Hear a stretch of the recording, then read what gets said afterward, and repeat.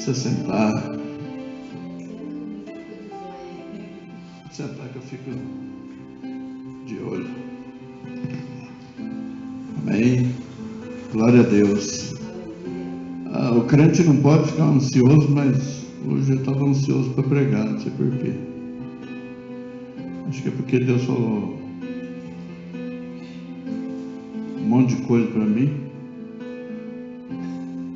Aí eu acho que eu fiquei ansioso. Quase não sou ansioso. Então, vendo? Minha esposa Tô com o pai certo, então. Tô com o pai certo. Tá com o pai certo, com certeza. Abra sua Bíblia, 2 Coríntios, capítulo 13, verso 8.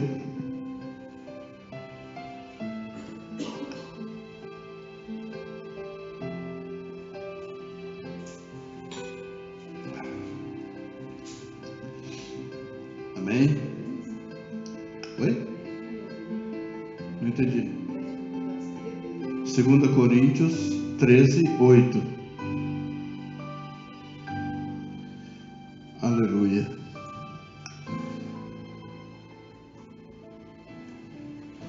Eu quero trazer à nossa memória, quando a gente começa a observar e estudar a palavra de Deus, para quem gosta de se aprofundar de tudo, não saber só aquela coisa rasa. Por exemplo, por que a nata do leite é tão gostosa e muita gente rejeita? Mas ela é deliciosa, eu acho uma delícia. Se você falar para mim, pastor, você escolhe a nata ou o leite? Eu escolho a nata. Porque você pode observar que é o que tem de mais gostoso no leite. Depois disso, você tem que misturar o leite com café para ele ficar bom. Ou você tem que colocar açúcar para ele ficar bom. Ou você tem que colocar um chocolate para ele ficar bom. Se você tomar ele seco, pode até repugnar. Mas a nata não, a nata é uma delícia, parece que ela está docinha. Então, às vezes, nós precisamos aprofundar naquilo que a gente gosta, de tal forma que a gente termine satisfeito. Sabe, é como um almoço de domingo, há tanto trabalho para ser feito, mas se você observar como ele está pronto, é uma delícia. Mas quem foi que fez? A mão que preparou. Como foi preparado tudo isso? Então, essas coisas não importam, porque nós estamos no automático. Se tiver miojo, vai miojo. Se já tiver pronto, eu como. Se não tiver pronto, eu não como. Então, eu vou lá na padaria e compro uma coxinha, tomo com guaraná. Então, você não quer saber, mas quem foi que fez a coxinha? Eu fui na fábrica da Coca-Cola, há anos atrás. Eu vi como é que eles faziam o trabalho deles. Então é bom você olhar para dentro da Bíblia e pesquisar por que as coisas hoje estão acontecendo. Por que está acontecendo dessa forma? E esse versículo diz assim: porque nada podemos contra a verdade, senão pela verdade. E a verdade, ela está, como é que eu posso dizer, no mundo hoje, existe a verdade que é mentira. Né? Porque não tem aquela pessoa que diz assim: uma mentira dita 1000 vezes se torna verdade. Quem acredita nessa história? Você acredita que uma mentira dita 1000 vezes se torna verdade? Não, ela continua mentira. Não, mas ela é mentira. Ela continua sendo mentira. Mas tem quem acredita que aquilo seja verdade. Então só não vai haver a verdade se alguém não expuser a verdade. E nós, como crentes hoje, nós precisamos expor a verdade. É que hoje, por exemplo, você falar da Aparecida está chato, porque eles colocaram o ecumenismo como se nós fôssemos todos iguais, e não somos. Já tem pai de santo se vestindo de terno e gravata, subindo em cima do púlpito parecido com um pastor, mas não é pastor. Mas ele está ali falando, e o povo está acreditando, está entregando profecia, o povo está acreditando. Então, se não houver alguém para bater a mão na mesa e dizer não é nada disso, as coisas vão continuar assim. Por quê? Porque era isso que o diabo queria desde o começo. Então hoje, quando se fala de nova era, a nova era ela foi estabelecida, é um plano sistêmico do mundo, a nova ordem mundial, que nós estamos ouvindo falar muito hoje, claramente, mas ela era oculta até anos atrás. Ela é bem oculta. A nova era, eu vi uma apostila de 1947, onde já estava sendo estabelecido um plano aqui no Brasil. Em 1948 foi colocado o Estado de Israel. Então, é alguém dizendo assim, nós precisamos elaborar um plano para apagar o nome de Jesus Cristo da face da terra. Esse é o plano principal. Então, para isso, eu preciso trazer distrações. A internet é distração, a televisão é distração, o celular é distração. Por quê? Porque tira os seus olhos da realidade e da verdade. Então, todo mundo acredita, por exemplo, olha só o absurdo. Um demônio, uma pessoa endemoniada, entra dentro da igreja, vira para o pastor, diante de toda a igreja e diz, você é um adúltero. Olha quem está falando, uma pessoa endemoniada. Quem é que está falando na boca dela? O diabo. O que a igreja faz com isso? A igreja condena o pastor. Por que ela condena o pastor? Por que ela condena o pastor? Porque ela acreditou que o diabo falou a verdade.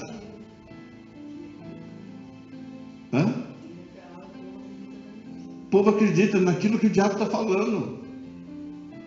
Por que eu estou dizendo isso? Eu já contei essa história aqui, mas a Bruna não ouviu. Então eu vou contar para ela e você vai ouvir de novo. Amém? Um pastor, ele decidiu sair de férias na igreja. Por isso que eu disse que eu prefiro, às vezes, suspender o culto do que não estar. Não é por causa de ninguém aqui, é por causa do diabo. Um pastor decidiu sair de férias junto com a família, esposa e 2 filhos pequenos. Isso não aconteceu aqui no Brasil, isso aconteceu nos Estados Unidos. E ele saiu de férias, deixou um pastor no lugar dele, e ele saiu de férias. De repente, num culto de quarta-feira, a pessoa vai para a igreja, e depois quando ela sai para a igreja, ela passa na frente de uma boate, e vê o pastor na frente da boate, conversando com uma moça.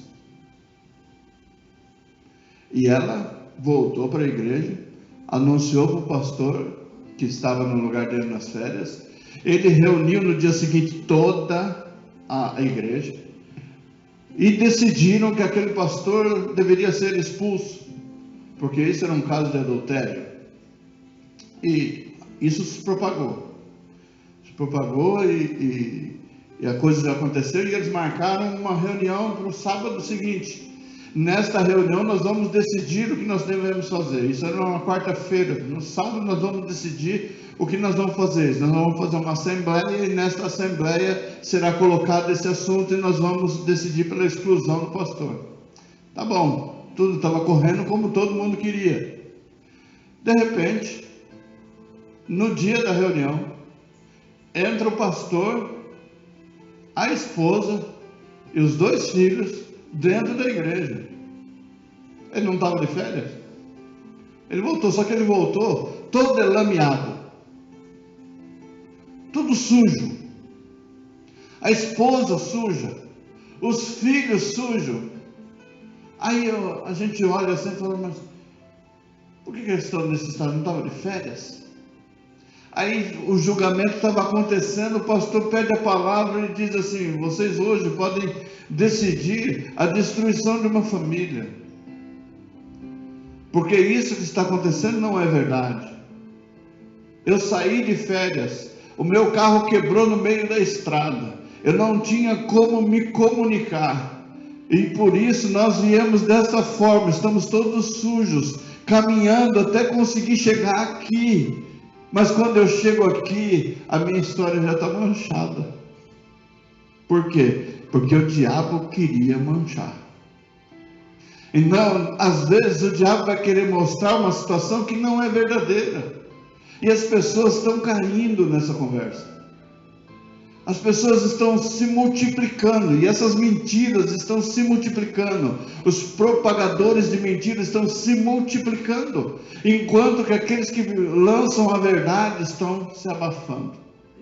Então vamos abafar a Bruna, vamos abafar a pastora Néia, vamos abafar o pastor Misa, porque ele fala só a verdade. Então vamos colocar em evidência quem fala mentira.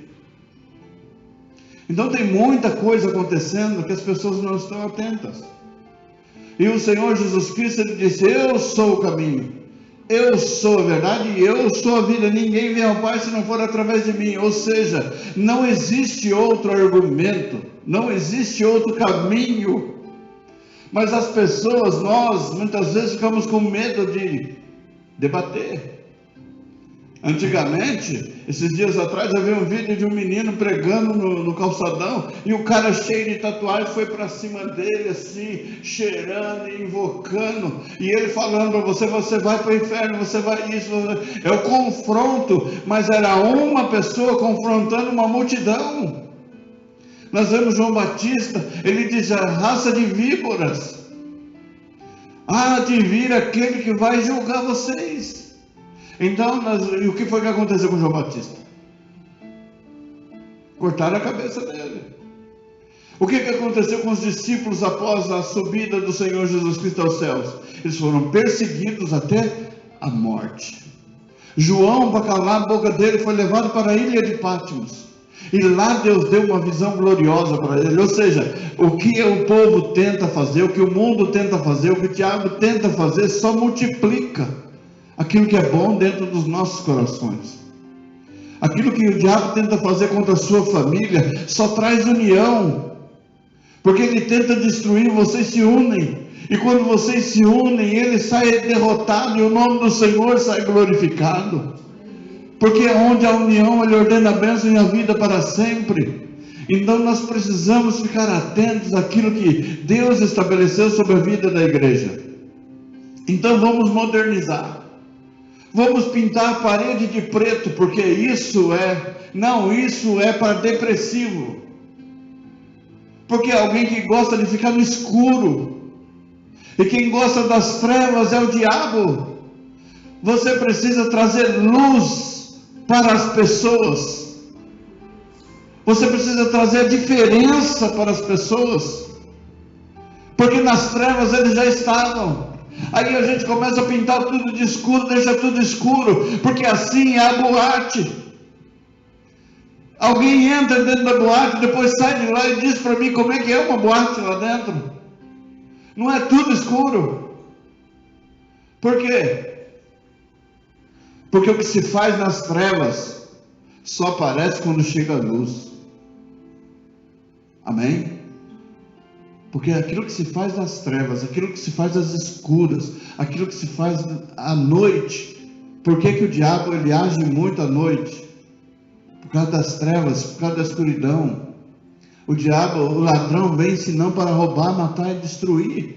Essa é a função dele. E como é que ele vem? Dificilmente ele aparece durante o dia, ele só aparece à noite. E aí você vai para dentro da igreja, você vê a igreja tudo escura. Não, começa a clarear, acenda mais a luz. Se incomodar a luz, acenda mais. Aleluia. Se alguém disser mal contra a sua vida, porque você está radiando uma luz, fortaleça mais essa luz, faz ela ficar mais forte ainda. Faça com que fiquem cegos por causa da luz de Cristo brilhando sobre a sua vida. Assim como o Senhor apareceu para Saulo no caminho de Damasco. Quando apareceu, aquela luz brilhou mais do que o sol. Mais do que o sol. Então a luz do Senhor sobre as nossas vidas, ela brilha muito mais do que qualquer iluminação que existe. E não que as pessoas olhem para as nossas vidas e sejam impactadas por aquilo que há dentro dos nossos corações. Que nós consigamos refletir essa glória. Nós vemos que a Igreja Católica, os romanos, o Império Romano, que ele começou a trabalhar e a desenvolver 700 anos antes do nascimento de Cristo.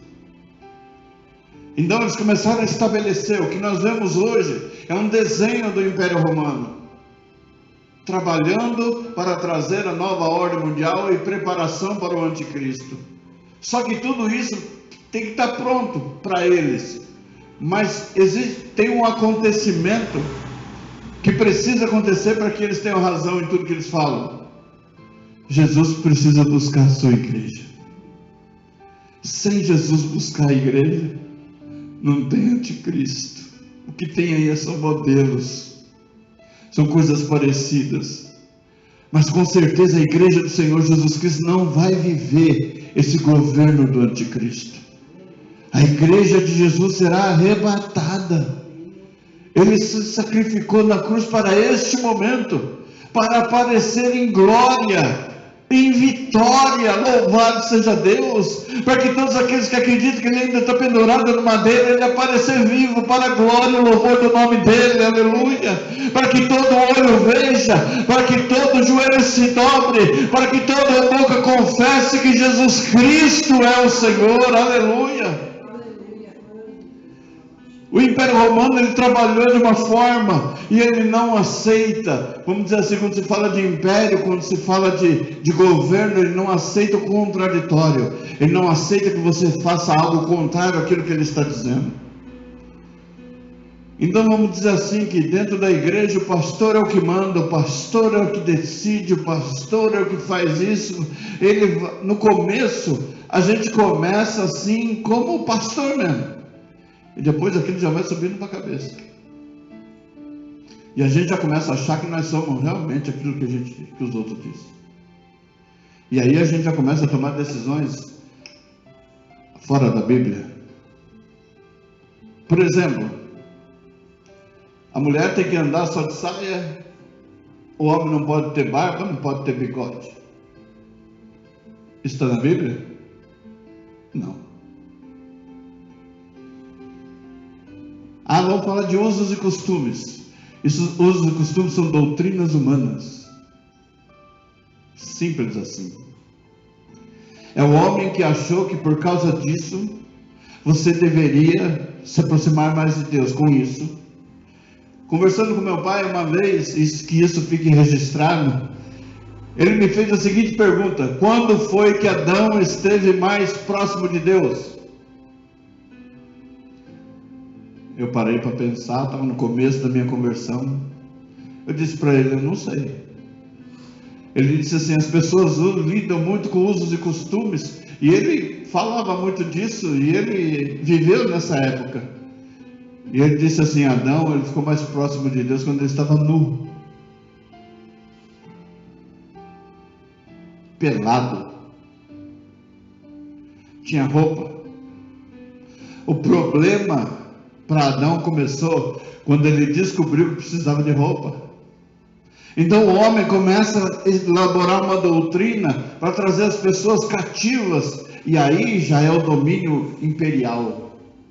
Aí já vem aquele domínio sobre a mente. Eu preciso manipular você. E aí você via aqueles homens barbeados, bonitinhos e tal, e as mulheres vestidas daquela maneira. Eu não vou falar o quê? Mas aí a mulher fica parecendo uma velha, destruída, e o homem tudo bonitinho. Foi isso que Deus fez? Não foi. Ele mesmo não quis ser pesado. Ele falou: eu não vou trazer peso sobre você, eu vou aliviar você. Jesus, ele diz: vinde a mim todos vós que estáis cansados e sobrecarregados, e eu vos aliviarei. Quando ele diz isso, ele quer trazer para ele o peso que está sobre nós, e quer colocar sobre nós o fardo que estava sobre ele. Aí se a gente vamos trocar, o que estava sobre Jesus é mais leve do que o que estava sobre nós, e ele veio e tirou o peso das nossas costas, para que ninguém mais venha colocar peso algum sobre as suas costas. E se é para nós nos apresentarmos diante de Deus, alguém diz assim: como é que a gente se apresenta diante de um juiz? Como é que você vai num tribunal? Você vai num tribunal de qualquer maneira? Não, a gente escolhe a melhor roupa. E diante de Deus?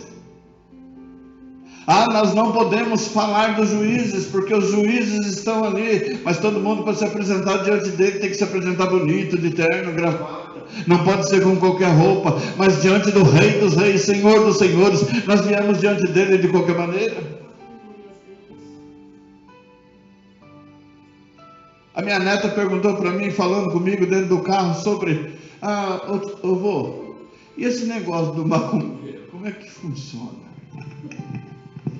Eu cheguei e falei para ela uma coisa assim, eu falei, olha que coisa interessante, né? O diabo, ele é o pai da mentira, ele é um mentiroso.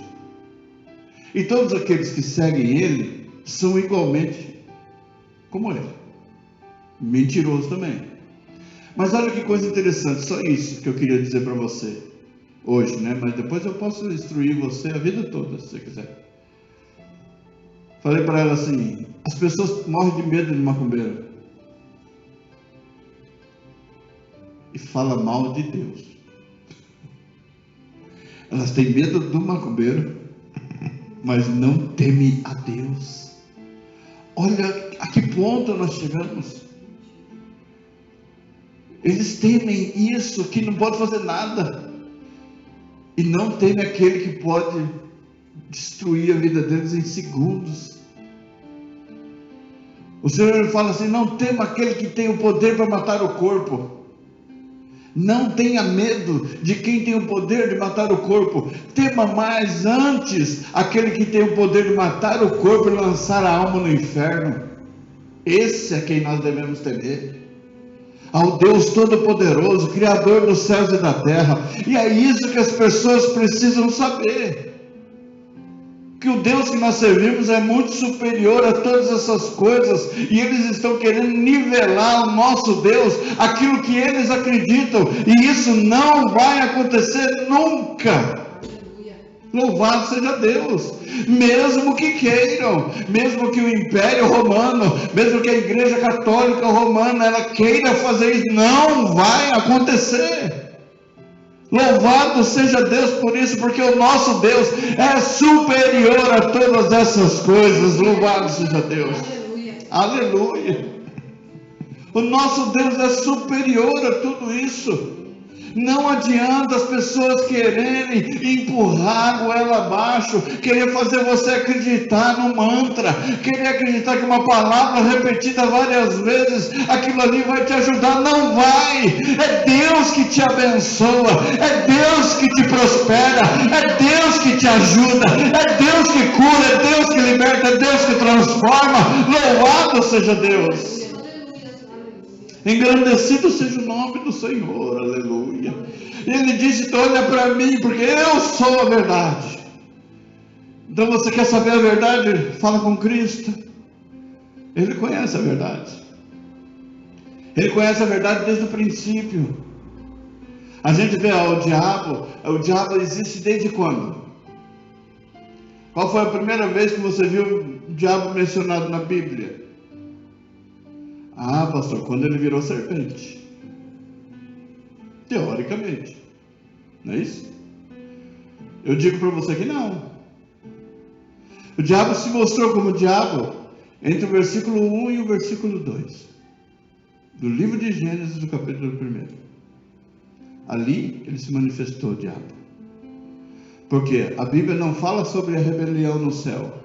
Só traz uma referência em Isaías 14, quando fala que como estrela da manhã você foi lançado da terra. Mas ali a rebelião aconteceu entre o verso 1 e o verso 2. Porque ele se mostrou diabo lá na glória. Ele era um regente de coral, e ali ele foi lançado por terra. Ali ele já não fez mais parte.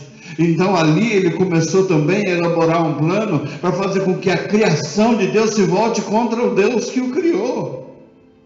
Então o plano do diabo é fazer com que o ser humano, o crente, fale mal de Deus. E aí Jesus ele diz o quê? Não fala mal do seu irmão, porque se você fala mal do seu irmão, você está falando do Deus que o criou. E aí é um problema. Como é que nós podemos falar mal de um crente sendo crente? Vamos lá, vamos pegar nessa área. Como é que nós vamos falar de um pastor que foi Deus que colocou? A gente está se colocando no lugar de Deus e fazendo um julgamento que Deus não fez. Quando Davi pecou, o povo ficou falando que Davi pecou. Acho que o povo nem ficou sabendo. Por quê? Porque o que a cúpula faz, os pequenininhos não ficam sabendo não. Você sabe os bastidores da presidência do Brasil nos dias de hoje? Não sabemos nada. Sabia antes porque o Bolsonaro abria lá a porta da casa dele para todo mundo saber o que aconteceu lá dentro. E hoje? Hoje você não sabe mais nada. Porque o que acontece lá você não fica sabendo. Mas é lá que a malignidade está imperando. E é aquilo que eles acham que podem decidir sobre nós. Mas isso só vai acontecer se a igreja se acovardar. Por que hoje as igrejas das paredes pretas, vamos falar mal da Deus é Amor, porque a Deus é Amor, ela é muito rígida. Vamos falar mal da Assembleia de Deus, a Assembleia de Deus precisa mudar. Não! Teve um pastor que teve um sonho, uma revelação, que ele morria e ia para o céu. E chegando lá no céu, ele foi levado para conhecer a sua casa. E o anjo do Senhor levou ele à casa e ele viu as mansões lá, né? E ele olhando e falou, essa aqui deve ser a minha, né? E o anjo carregando ele, levando ele, falou, não, ainda não é a sua. Não, mas essa daqui é bonita, porque olha o tanto de coisa que eu fiz. Ele falou, não é a sua tá mais lá na frente. Foi chegando numa casa bem simplesinha. Vamos dizer assim, a favela do Alphaville. A morar na favela dentro da família. Aí você olha, tem um monte de mansão, mas você vai morar na favela. Ele falou, nossa, mas eu não mereço uma casa dessa. E aquela bonitona que tem lá? Aquela lá é daquela irmãzinha de coquinho que chegava lá na igreja, dobrava o seu joelho e intercedia por você o tempo todo. Aquela mansão é para ela. Você que se engrandeceu, você que achou que era o top, é aqui. Então, quer dizer, a igreja não pode perder essa essência. Esses coquinhos estão indo tudo embora. É os cabeça branca. É os que conhecem, sabem enfrentar o diabo. Imagina só, uma senhora de 80 anos botando a mão do endemoniado e expulsando o demônio. Aí no inferno o diabo fala assim, mas eu não acredito. Está na hora de acabar com isso daí, então vamos modernizar. Vamos modernizar para ele parar de expulsar nós. Então você precisa aceitar. Você consegue definir quando o diabo entra na sua casa? Você consegue distinguir isso? Nós precisamos aprender isso. Aqui não, Satanás. É a história do gato que eu falei semana passada. Ele pode vir como gato, como pomba, mas ele vai vir. E nós precisamos transmitir aquilo que é a verdade aos nossos corações. E a Bíblia está aqui para isso. Para encerrar essa parte, Martinho Lutero, ele era um monge, se tornou frei, depois se tornou um padre na Alemanha. E ele era uma pessoa que, vamos dizer assim, quando você começa, você tem uma ambição. Qual é a ambição de quem quer ser padre? O padre tem uma ambição, ser arcebispo e chegar a papa. É uma ambição dele. A palavra de Deus fala sobre aquele que deseja o episcopado, boa coisa deseja. Então quem deseja ser pastor, é uma boa coisa você deseja. Sabe que você vai ter que se preparar para isso. E glória a Deus. E a história diz que ele estudou a Bíblia. E quando ele começou a estudar a Bíblia, ele viu que tudo o que eles faziam era o contrário à Bíblia. Então ele elaborou 95 teses e ele começou a espalhar essas teses. E a história diz que ele mandou foi na gráfica e mandou fazer 300 Bíblias. 300 Bíblias. E ele ia distribuir essas Bíblias. Quando ele ia pegar as Bíblias e distribuir, a notícia chegou ao clero. E o que eles fizeram? Eles falaram, então vai lá, pega as Bíblias dele, queima elas em praça pública, para que ninguém mais queira fazer isso. Ou seja, nós precisamos apagar a história. Ele ficou com uma, e eles queimaram as 300. Ele desistiu?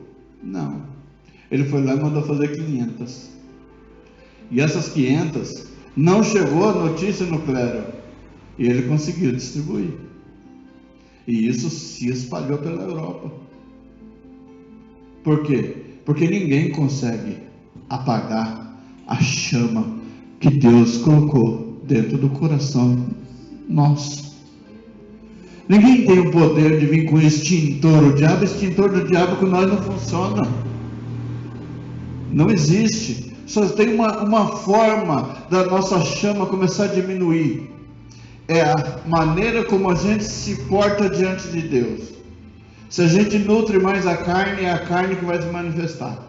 Se a gente nutre mais o Espírito, é o Espírito que vai se manifestar. O que tiver mais forte é o que vai dar ênfase. Então o mundo hoje está dando muita ênfase para aquilo que não tem nada a ver. Você vai começar a ver futuramente o crente entrando dentro da igreja, crente fazendo o sinal da cruz. Por quê? Porque os absurdos vão acontecer. Porque eles querem fazer com que tudo seja natural. E dizer para mim, não, eu já sou um incômodo. Sabe o que falaram sobre Jesus para crucificar? A pergunta que eu quero deixar para quem ouvir essa mensagem é essa: qual foi o crime que Jesus cometeu para ser pendurado na cruz? Qual o crime? Aponta para mim qual o crime. Pilatos disse o que era, o porquê que ele estava lá. Mas Pilatos também disse: eu não vejo culpa nele. Tudo que vocês estão falando, eu não vejo esse peso de responsabilidade para essa situação. Mas eu vejo que por inveja vocês estão fazendo isso. Por inveja. Ou seja, você inventa uma história. Por isso que é bom a gente frisar sobre a verdade. Alguém vai e inventa uma história e o povo acredita na mentira, na história inventada, e sequer vai perguntar para a pessoa. Nós passamos aqui na igreja por um período difícil e eu quero falar isso hoje. Quando eu fui pregar na igreja do meu irmão, acho que foi em 2019, foi o dia que a nossa igreja foi em peso. Tinha muita gente nossa lá. E eu fui pregar e Deus tinha colocado algo no meu coração, mais ou menos assim. Eu sempre pedi a Deus que eu queria ser feliz. Queria ser feliz. Queria encontrar felicidade. Deus preparou o caminho para que eu me convertesse. Encontrei a felicidade que era Jesus. Eu queria ter uma família. E Deus foi e preparou a Néia para que eu me casasse com ela e tivéssemos uma família. Eu queria ter uma casa. E Deus me deu a igreja. E eu queria ter muito dinheiro. Eu falei isso naquele dia. E eu queria ter muito dinheiro. E Deus me deu amigos.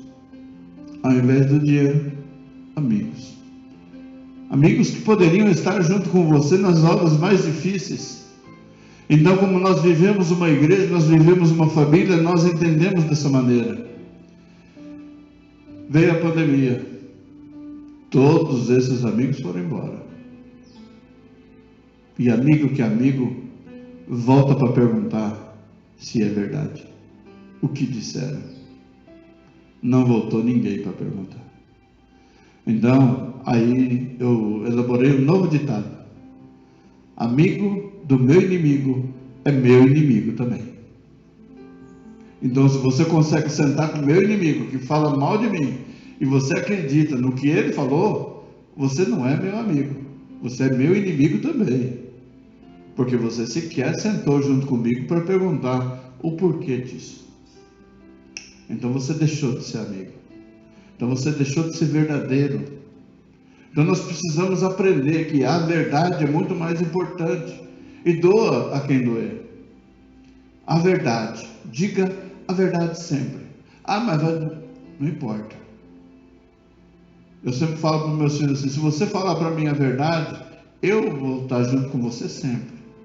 Se você mentir, aí eu não vou ter como te defender, nem diante dos homens, nem diante de Deus. Então, fala a verdade, sempre. Está doendo? Fala que está doendo, ponto final. Gostei? Gostei. Não gostei? Não gostei. Porque esse negócio de ficar alisando o ego é um problema.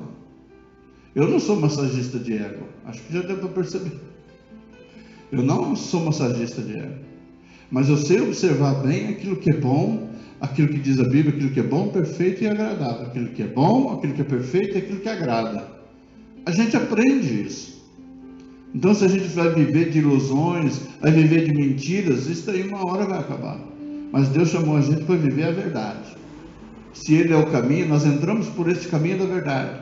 E nós não podemos falar mentira nesse caminho da verdade. Então, temos que ser verdadeiros em todos os aspectos. Amém? Depois eu voltei a conversar com meu irmão, depois voltei a pregar lá na igreja, e eu tive a oportunidade de dizer, aqueles amigos que eu disse que eram meus amigos, pois é, não são. Foi todo mundo embora. Por quê? Você fala uma coisa, mas você não faz. E eu quero falar uma coisa para você hoje, Bruno. Você já fez mais no tempo que você está aqui do que muita gente que ficou anos com a gente. Tá? Você já fez muito mais, né? Muito mais. Coisa simples, tá? Não é coisa estrondosa, não. Não é chegar lá, pastor, eu quero comprar um carro. Não é nada disso, não. Coisa simples, filho. Coisa simples. É coisa que aquilo que a gente desejava receber e hoje nós estamos recebendo. E a gente olha assim e fala, meu Deus, é problema de quem perdeu. Não é? Nós ganhamos.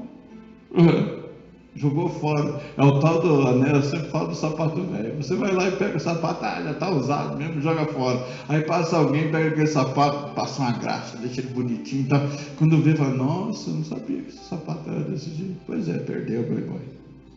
Já era. Então eu quero dizer isso para você hoje. Você já fez mais do que todo aquele povo. Só não ganha da Vilma. Tá? Mas do resto, filho. Só não consegue ganhar da Vilma, porque do resto você já ganhou e olha, parabéns, que Deus te mantenha assim. Deus te mantenha assim. E é sem força. O que é interessante é que é natural. É coisa simples, é natural, é espontâneo. Não é uma coisa planejada, eu vou sentar aqui, vou desenhar. Não é nada disso. É uma coisa espontânea. O espontâneo o que é? É na hora. Sabe, eu estou aqui. Chegar assim, ver a bosta do cachorro na porta da igreja, vai lá pegar a vassoura e limpa. Isso. Obreiro para mim começa assim. É nisso daí que Deus fala para mim, agora você investe. Né? Agora você pode gastar seu tempo com ela, porque ela tem princípios, daquilo que eu gosto, daquilo que eu aprendi. Então, daquilo que é a verdade, daquilo que, se eu fui zelador da igreja, quanta merda de cachorro eu limpei. E a merda do cachorro é de gente também, pois é tudo. Então você vive isso daí. Então as verdades, elas precisam sempre aparecer, porque Jesus é a verdade e Ele só trabalha com a verdade. Mentiroso não fica perto dele. Aí Deus, eu estava tomando banho, Deus ministrou isso no meu coração. Quem usa de engano na minha casa não permanece. Amém? Ah, pastor, mas eu vim de outra igreja. Não, esquece você. Quem usa de engano aqui, quem usa de engano não permanece. Por quê? Porque você está fazendo algo, por exemplo, alguém que vai lá e dá uma cesta básica para você e depois fala, a partir de agora, você, seu esposo, seus filhos me servem. Isso é de Deus? Não é de Deus. Segura aí. Amém? Está querendo funcionar, agora não precisa. Pode parar aí.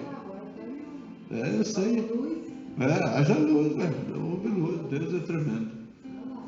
Mas ela está cheia de ondas e ela vai apagar de novo. Agora apagou os dois. Deus. Amém?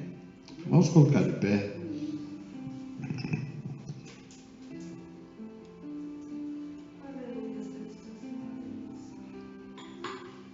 Vamos sempre trabalhar com a verdade. Em nome de Jesus. Senhor Deus Todo-Poderoso, nós queremos, Pai amado, te agradecer, ó Pai, pela tua palavra, Senhor amado, pelo teu ensinamento, pelo teu agir sobre nós, Pai. Quero te glorificar, quero te exaltar, quero engrandecer o teu nome, Pai. Manifestar aqui, Senhor amado, a tua glória, o teu agir, Senhor amado, sobre as nossas vidas, Pai. Sabemos, Senhor amado, que o mundo, Senhor, está voltado para muitas coisas que não condizem com a tua palavra. Muitas coisas. Mas nós queremos voltar a nossa vida e os nossos olhos para ti. A tua palavra nos diz no livro de Hebreus, capítulo 12, pois que estamos rodeados de uma tão grande nuvem de testemunhas, que é para nós caminharmos, Senhor amado, fitando os olhos em ti, Pai, olhando para o autor e consumador da nossa fé e da nossa salvação, Pai. Senhor amado, que nós fitamos os olhos em ti, ó Deus, e não tiramos os olhos de ti, Pai. Porque de ti vem a nossa salvação, de ti vem a nossa cura, de ti, Senhor amado, vem a prosperidade da nossa família, Pai. De ti vai vir a cura sobre aqueles que estão conosco, sobre aqueles que virão até nós, Pai. Senhor Deus Todo-Poderoso, que o teu nome, ó Pai, sobre eles seja glorificado. Senhor amado, que o teu nome sobre nós seja engrandecido. Vai abençoando a nossa semana, o nosso domingo diante de ti, Pai. Cobre-nos com teu sangue, reveste as nossas vidas com teu poder, Pai. Senhor amado, toda arma forjada contra nós não prospere no lar, não prospere, Senhor, no trabalho, não prospere no ministério, Pai amado, não prospere nenhuma arma forjada contra nós, Pai. A tua palavra nos fala, Senhor amado, que o inimigo ele vem por um caminho, mas por 7 caminhos ele foge da nossa presença. Então que assim seja, Pai amado, o cumprimento da tua palavra. Nós estamos, Senhor amado, como o salmista Davi, Pai, estamos cercados, porém olhando para ti, Pai amado, porém fitando os olhos na tua presença, olhando para o teu socorro. E o Senhor é o Deus que contempla a nossa casa, a nossa família, os nossos entes queridos, ó Pai. Tu és o Deus que pode ministrar as nossas vidas de uma forma especial. Tu és o Deus, Senhor amado, que pode fazer o ministério crescer da noite para o dia. Tu és o Deus que pode fazer florescer, Pai amado, a figueira da noite para o dia. Tu és o Deus que pode agir sobre nós, Pai. Tu és o Deus que pode, Senhor Jesus Cristo, trazer a bênção sobre as nossas famílias, Pai, sobre esse ministério. Senhor amado, eu não sei das pessoas que estão ouvindo nesta manhã, Pai, mas que o Senhor entre com grande poder e grande glória dentro do seu lar, Pai. Ministra, Senhor amado, as suas vidas. Eu quero ministrar com bênção, Senhor amado, a cada vizinho, a cada membro de família, Senhor amado, que está ao nosso redor. Oh, Pai amado, liberta, transforma, salva para a glória do teu nome. Que o teu nome, Senhor amado, sobre esse lugar seja engrandecido, que ele seja louvado, Senhor amado, que o teu nome seja adorado e que muitos, ó Pai, se reúnam na manhã de domingo para te bendizer nesse lugar, Pai, para te adorar nesse lugar. Pai amado, cura, entra, Senhor amado, na vida do Henrique, na vida da Bianca, na vida do Samuel, Pai amado, sobre o lar deles, ó Pai, visita suas vidas e cura eles de uma forma especial, liberta, transforma. Tira, Senhor amado, todo império que quer dominar, Pai, e põe por terra para que o teu nome seja glorificado. Vai abençoando a vida dos teus, ó Pai, em nome de Jesus Cristo. Abençoando a vida da irmã Vilma, Pai, cobre ela com teu sangue, reveste ela com teu poder, Pai. Abençoa o seu lar, a sua família, Senhor amado, a vida da Juliana, cobre ela com teu sangue, reveste ela com teu poder, ó Pai, e traz a paz que essa família anseia e deseja, para que o teu nome, Senhor, seja glorificado. Nós vamos participar da ceia neste momento. Nos abençoa, perdoa, Senhor amado, as nossas falhas, perdoa os nossos pecados, perdoa, Senhor amado, aquilo que fazemos com gestos, com olhares, ó Pai amado, e nos abençoa para nós nos aproximarmos da mesa, para nós seguirmos a esta mesa, Pai amado, nos assentarmos à mesa com o Rei dos Reis e Senhor dos Senhores. Nos abençoa nesta manhã, é o que eu te peço e te agradeço, em nome de Jesus. Amém, Jesus. Aleluia. Glória a Deus. Aleluia, Jesus. Louvado seja o teu nome, Pai.